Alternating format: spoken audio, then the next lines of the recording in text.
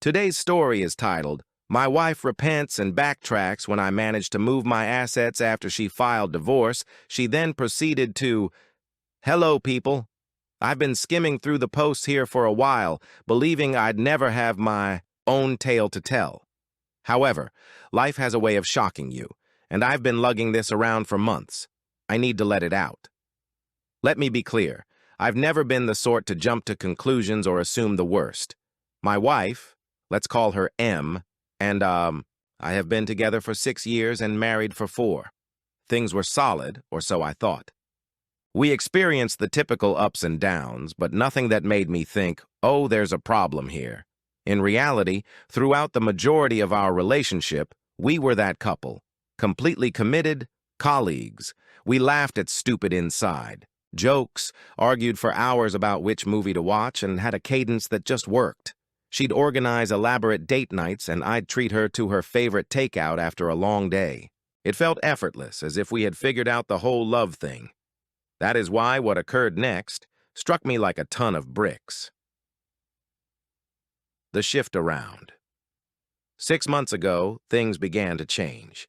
At first, it was minor details, things you'd likely miss if you weren't paying attention. She began carrying her phone everywhere, even when she was only going to the kitchen or folding clothes. Before this, her phone would sit on the coffee table for hours, and she didn't mind who picked it up. One day, I made a joke. "What are you running, some secret spy ring now?" She chuckled and said, "No, work's been emailing me a lot." Okay, fine. But a few days later, she created a password. That one caught me off guard because she had never used one before. When I casually inquired why, she responded with something vague about security and hackers. I didn't press it since I didn't want to appear paranoid, but it simply felt off, and it did not end there. She began taking calls outside the room, which she had never done before. It wasn't subtle either. Her phone would ring and she'd say, "Oh, let me just grab this real quick," before disappearing into the bedroom or outside on the porch. If I inquired who it was, she would just say, "Just a friend from work." Then, I noticed a new habit, keeping her phone face down on the table. I had no idea that was a thing until I reached over to give her something, and she hastily moved her phone out of the way. It was one of those blink and you miss it moments, yet it stayed with me. Growing distance. However, it wasn't all about the phone. She started to feel distant. Conversations that used to flow easily now felt like pulling teeth. If I brought up future plans, such as, "Where should we go for our anniversary?" Or, "Do you think we should start saving for a new car?" she'd simply nod and say, "Yeah, we'll see," before shifting the subject. It all came together for me on a random Wednesday. She informed me that she was seeing a buddy for coffee after work. It didn't sound strange. She does that occasionally. I happened to be running errands in the same area, so I figured, why not surprise her? It'll be cute. When I arrived, however, she was not with her friend. She stood outside the cafe, walking back and forth, her phone placed against her ear. I remained in my car because something about the way she spoke seemed serious. I didn't intend to eavesdrop, but I overheard phrases like, "It's almost ready," and "starting fresh soon." My stomach sank. I couldn't figure out what she was saying, but it didn't sound like job or friend conflict. It sounded grander, like something she had planned. When she returned home, I asked her how her coffee date went, attempting to maintain a casual tone. She told me a complete narrative about her pal complaining about her boyfriend. It was such an unexpected comment that I just gazed at her for a second. "What do you mean?" I inquired. She shrugged. "I just think we should have everything in one place, you know? Like all our account info, passwords, documents, that kind of thing, just in case of emergency." I wasn't sure what to say. This was something we'd never discussed before, and the timing seemed strange, given everything else I'd noticed. "What kind of emergencies?" I inquired, attempting to keep my tone casual. She shrugged again. "It's just smart, isn't it? What if something happens to one of us? Or what if we need to make a big financial decision quickly?" Her argument made sense on the surface, but something about the way she expressed it made me nervous. It was too rehearsed and polished, as if she had been waiting for the appropriate time to bring it up. I nodded and murmured something like, "Yeah, I guess that's a good idea." But within, alarms were ringing. Why now? Why are we suddenly concerned about arranging our finances when we've always kept them separate and loose? That night, my mind kept reliving her words, attempting to figure out what it meant. Was this just typical adult behavior, or was I reading too much into it? But then I remembered the phone calls, the talk I overheard in the cafe, and how distant she'd been recently. It all began to mount up, and I did not like the image it was painting. Until then, I had done nothing about it. Taking action. A few days later, she mentioned it again. We were in the kitchen. I was making a sandwich, and she was looking through her phone when she remarked, "Have you thought more about organizing the bank stuff? Like, do you know where all the account details are?" I lowered the knife and turned to face her. "Okay, what's going on?" I inquired, attempting to keep my tone light but firm. "You've been bringing up the finances a lot lately. Is there something we need to talk about?" She finally looked up from her phone, astonished that I had pressed her on it. "No, nothing's wrong," she responded hastily, making me giggle. "I just think it's important, that's all. You know, for emergencies." "Emergencies like what?" She shrugged, her expression unreadable. "I don't know, just life stuff. It's not a big deal, I promise. I just think it's something we should get on top of." Her response seemed ambiguous, too vague. I nodded and let it go, but the way she avoided providing a direct answer made me even more suspicious. It didn't seem like a casual suggestion anymore. It felt like she was concealing something, but I had no idea what it was. So the next day, while she was at work, I decided to look into our finances. I opened our joint account online and discovered something unexpected. Over the last month, a few tiny moves had taken place. Nothing large, but small amounts that did not appear to have a clear purpose. They were not designated for bills, groceries, or anything similar. I didn't want to jump to conclusions, but it appeared that she had been withdrawing money from the account for some reason, which I couldn't figure out. I considered addressing her, but something told me to wait. If I was wrong, I'd look ridiculous, and if I was correct, I had to be careful. It was eating at me, so I contacted someone I trusted, an old college friend who also happens to be a lawyer. I told him what I'd discovered while trying not to sound like a conspiracy theorist.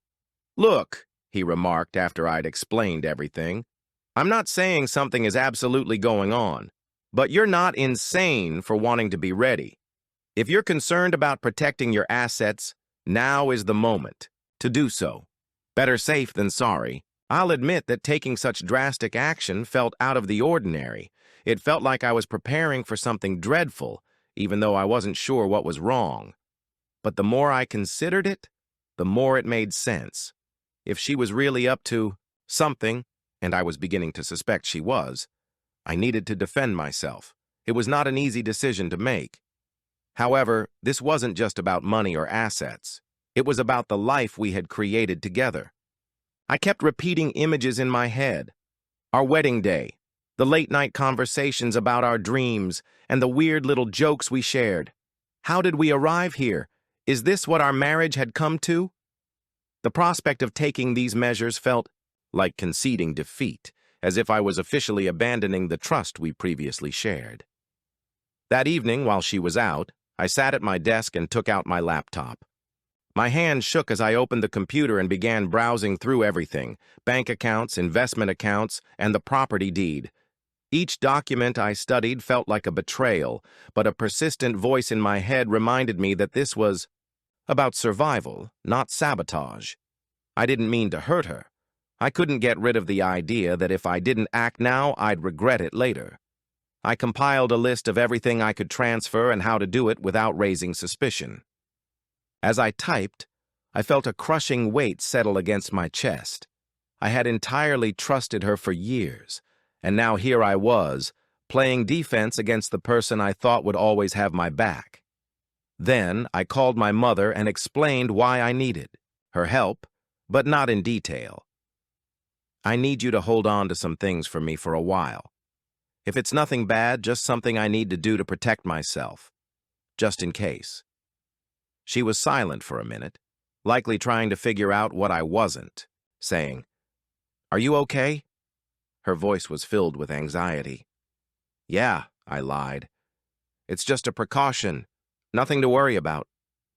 She didn't press me, but I could hear the pause in her voice when she responded, "Of course, sweetheart. Whatever you need." I hung up the phone with an odd mix of relief and shame. I despised engaging her in this mess, but knowing she had my back provided some steadiness in an otherwise chaotic environment. By the time Em arrived home, I had already begun the process. I moved the majority of my assets, our cash, investments, and even the house, to my mother's name. I kept enough in our joint account to keep up appearances, but the rest was locked down. She didn't notice anything. She walked in, kissed my cheek, and asked if I wanted to watch a movie. I appeared okay, but inside I was a wreck. Part of me felt awful, as if I had betrayed her trust. But another part of me felt relieved, as if I was finally gaining control of a situation that had spiraled out of my control. Over the next 3 days, I tried to maintain a normal routine. I didn't want to let her know that anything had changed. She appeared satisfied, even unusually cheery at times. However, rather than putting me at ease, it increased my suspicion. If she was plotting something, she did an excellent job of concealing it. What stood out, however, was that she never brought up the finances again, not even after I questioned her the last time. It was as if the subject had evaporated from her memory. At first, I believed I had overreacted, and she dismissed the subject since it wasn't relevant. But the more I thought about it, the more I realized she was avoiding it, almost as if she was afraid to bring it up again after I pressed her. I noticed her staring at me a few times, as if she was assessing my mood or contemplating whether to say something. Every time I noticed, she'd quickly return her attention to whatever she was doing. Her phone, the TV, a book. It was slight, but it was present. It felt like she was waiting for me to bring it up, as if she didn't want to push the issue again. The silence only made me feel more anxious. It wasn't like her to drop anything she considered essential, and the way she avoided it suddenly appeared deliberate. If she was testing the waters, she was not going in. If she was waiting for something, I was not about to give her the go-ahead. Whatever her next move was, I knew I had to be one step ahead. Something was coming, but I didn't know when or how. All I could do was prepare. That night, I made certain that everything was solid. I glanced over the paperwork again, double-checking every aspect of my mother's asset transfers. The house, the savings, the investments, everything was now legally in her name, sealed in an uncontested trust. I even called her to confirm that she had all of the necessary papers. 2 weeks had passed, and everything appeared normal. Frankly, she was acting more loving, even starting to talk about unrelated topics like jobs or what. "We should eat for the evening." It threw me off because she'd been aloof for months, avoiding anything more than superficial conversations. Part of me began to question whether I had been overreacting all along. Maybe the strange conduct was merely stress or something I didn't comprehend. But then, one random Friday night, she sat me down on the couch, turned off the television, and said, "We need to talk." My stomach fell quickly. I knew what she was going to say before she did. "I think we should get a divorce," she replied, her voice so calm it seemed prepared. It wasn't furious or emotional, it was simply frigid, as if she had told me we had run out of milk. I stared at her, unsure how to respond as she explained her argument. She mentioned needing space, wanting to figure herself out, and feeling like she'd lost her identity in the marriage. Standard breakup phrases that didn't really explain anything. But then she said something that struck a different tone. "No, I've made a lot of sacrifices for you over the years, and I don't think you really appreciate them. I deserve more." That last part stung. It wasn't just that she wanted out. It was that she framed it as if I owed her something, that everything was my fault, and she was simply claiming what was properly hers. As I sat there trying to understand what she was saying, a new question arose. Why now? Then she said something that made everything start to make sense. A friend of mine has been helping me see things more clearly, she continued, not looking at me. A friend. I remained still, letting her speak, but my mind was racing. Who was this friend? Why were they so involved in my marriage? The way she stated it was not casual. It seemed like someone had been hyping her up, convincing her that leaving me wasn't simply a choice but a strategy she needed to implement. And the more she talked about how she deserved more because of her sacrifices, the more I became skeptical.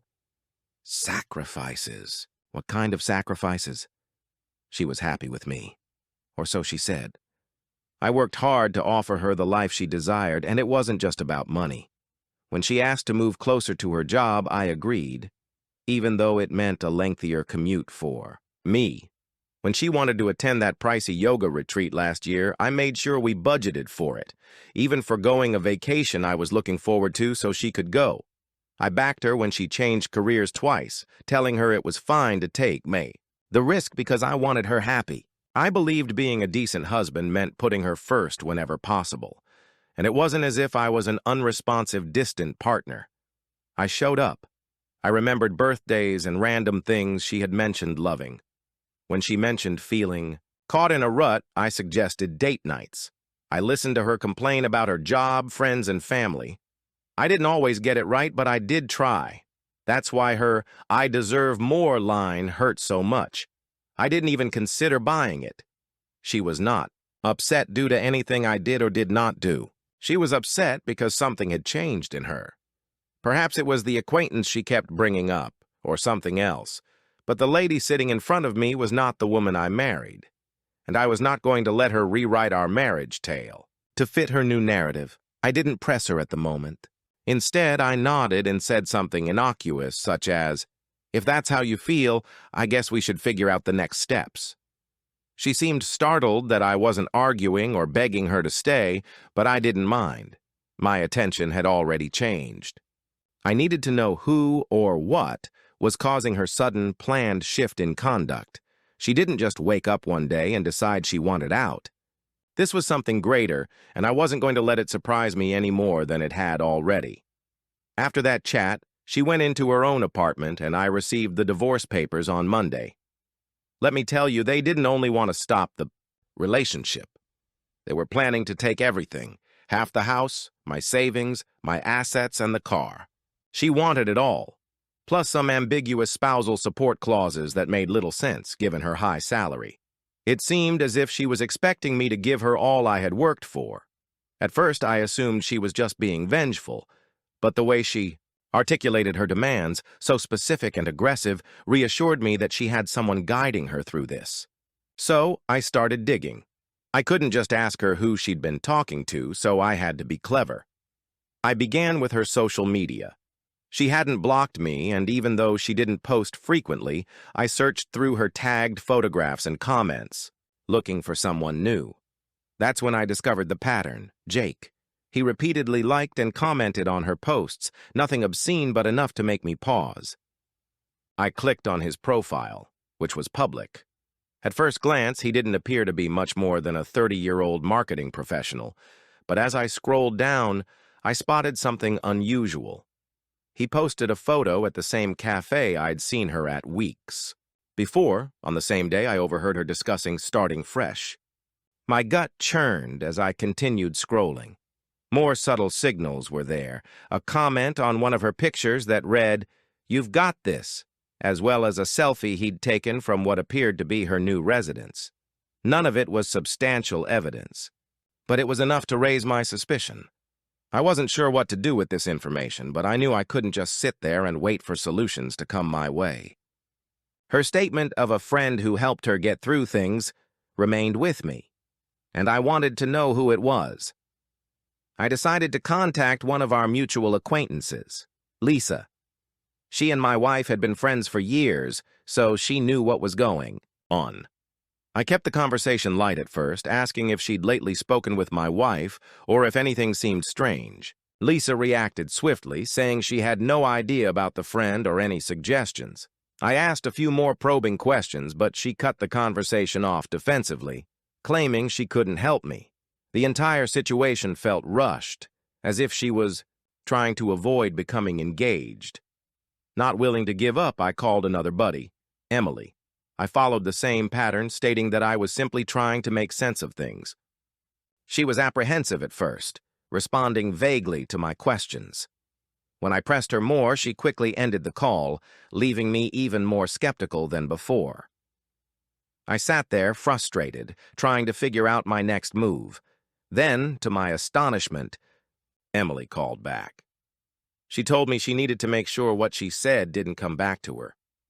I assured her it wouldn't, and after a long pause, she revealed what she knew. Apparently, my wife had been spending a lot of time with someone named Jake, whom she had met at work. Emily claimed she didn't know much else, but from what she'd heard, Jake was very active in the divorce advice my wife was receiving. Hearing that name felt like a puzzle piece fitting into place. It was evident that this was more than just her need for space or to find herself. Someone else was in the picture, directing her decisions, and I was eager to discover why. I chose to confront it in my own manner. That Saturday, I headed to her apartment building and parked a block away, trying to confirm what I already suspected. Few hours later, she and Jake stepped out of the building. They did not hold hands or anything, but the way they walked together, close, leaning in to talk, was plenty. They got into his car and drove away, leaving me sitting there, staring at the spot where they had been. I did not follow them. I did not need to.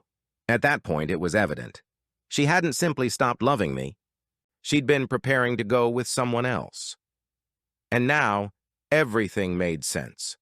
The unexpected distancing, the money questions, the forceful demands, and the divorce papers. She wasn't simply abandoning me. She was leaving me with nothing, and she was accompanied by someone at all times. I went home that night, my head racing with everything I'd learned. The betrayal burned, but what hurt the most was how premeditated everything was. She was using the divorce as a stepping stone to whatever life she was creating with Jake, but she had no idea what I had planned for her. The mediation. The first mediation session felt strained from the time we stepped in. Her lawyer arrived with a binder so thick that it appeared they were bringing a case against a Fortune 500 firm. He began listing her demands as if they were entirely reasonable. Half the house, the money, my assets, the car, and even some gibberish about spousal support.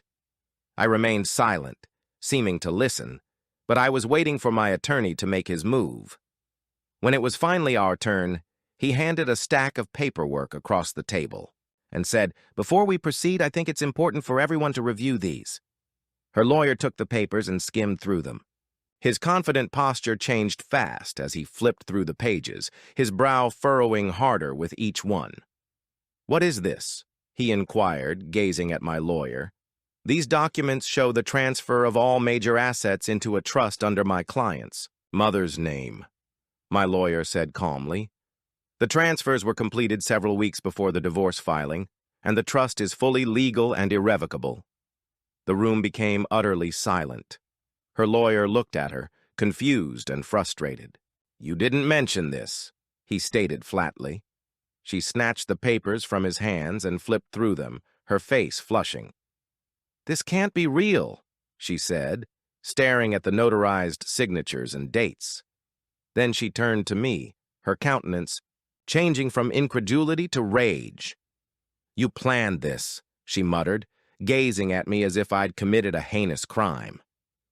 "You knew I was going to file, and you set this up to screw me over." I did not respond.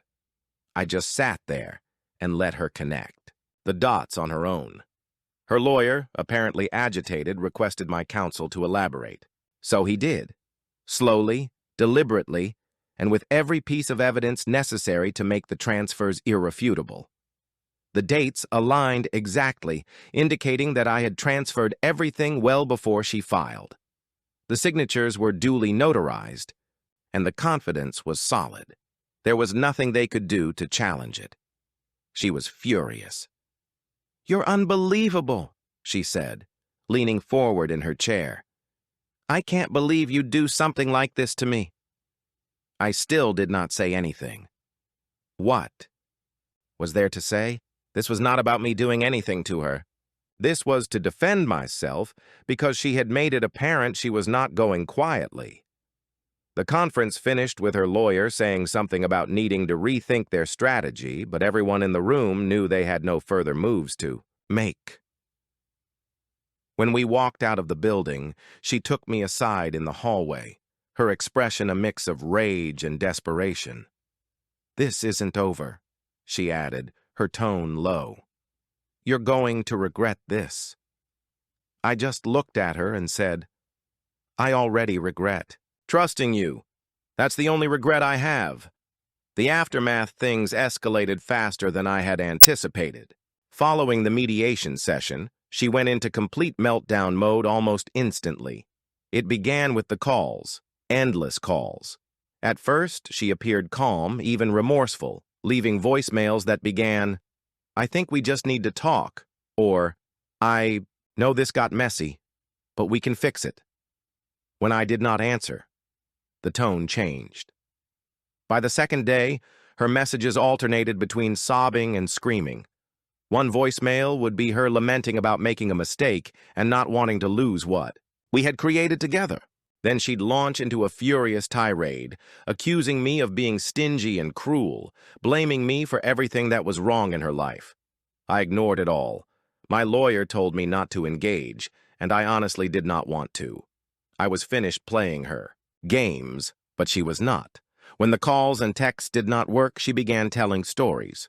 Mutual friends informed me that she had been telling people that the divorce was a hoax, and that it was all part of a larger farce. A prank. I mean, who would believe that? The flaws in her story quickly became apparent. Friends began to ask questions. Like, if it was a prank, why did you file actual legal paperwork? Or, why hire a lawyer and make such specific demands if it wasn't serious? When others didn't instantly accept the hoax justification, she doubled down. She said it was not a joke, but rather a test of our relationship's strength. She began casting herself as the victim, claiming that my reaction had hurt and betrayed her, that I had gone too far and broken our marriage's trust. At first, some individuals seemed to believe her stories. I'd get strange emails or comments from acquaintances like, "Wow, I didn't realize things were so rough for her." Even her brother lashed out, saying, "You should have just talked it out instead of being so drastic." It was annoying, but I knew the truth would eventually come out. And it did, due to a common buddy. Let's call him Matt. Matt and I were not particularly close, but we had always been nice. A few weeks after the mediation, he messaged me unexpectedly, stating he had something I needed to see. When we met, he brought out his phone and showed me a series of text messages between her and Jake. I was confused at first. "How did you even get these?" I inquired, scanning through the messages. Matt revealed that he and Jake shared a mutual buddy who had heard their talks. Apparently, this common acquaintance had grown concerned about the way things were going, especially when Jake began gloating about how he was assisting her in securing her future. It didn't take long for that common buddy to figure out what securing her future really meant, trying to bleed me dry. Feeling awful about remaining silent, the buddy grabbed screenshots of the texts and sent them to Matt, believing he had a better relationship with me and could warn me. "This guy's been playing both sides," Matt replied, shaking his head. "He's been hyping her up to take you for everything while making her believe he'd be there for her afterward." Matt gave me the texts and said, "I thought you should know. You don't deserve this, man." The texts were terrible. She wasn't just ranting to Jake about the divorce. She was actively planning her future steps with him, and he was guiding her through them. A message she left read, "Once the settlement's done, We'll have everything we need. I just need him to agree to the terms. Jake responded, "Don't back down. Make him feel guilty if you have to. He owes you. We'll start fresh once you've got the money." I sat there, staring at Matt's phone, trying to understand what I was reading. This was neither a misunderstanding nor an emotional response to a failed marriage. This was a cold, deliberate manipulation. I thanked Matt, and he left, but my thoughts were racing. Everything made sense now. Her abrupt isolation, her fixation with our finances, and her harsh demands throughout the divorce. It was all part of a plan, one she had been developing with Jake behind the scenes. The texts soon circulated among our mutual friends. Matt shared them with a few friends, and they quickly spread. Her story suddenly ceased to be credible. People who had previously been indifferent or even supportive of her began to distance themselves, and the change was nearly immediate. People who had previously defended her or remained neutral suddenly recognized her for who she truly was. Even her closest allies started to distance themselves. By the time the divorce was finalized, she had only her personal things. Her lawyer quietly dismissed her complaint after recognizing there was no legal basis to stand on. All of those bold requests had crumbled under the weight of the documents I had produced, and the trust I had established with my mother was unbreakable. Jake seemed to vanish as soon as things began to unravel. I wouldn't be surprised if he used her as much as she did me.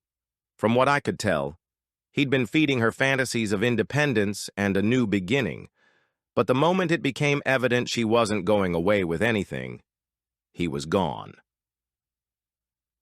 Without Jake in her corner, her confidence plummeted. The calls and texts continued, but they became increasingly desperate. She was not accusing me anymore.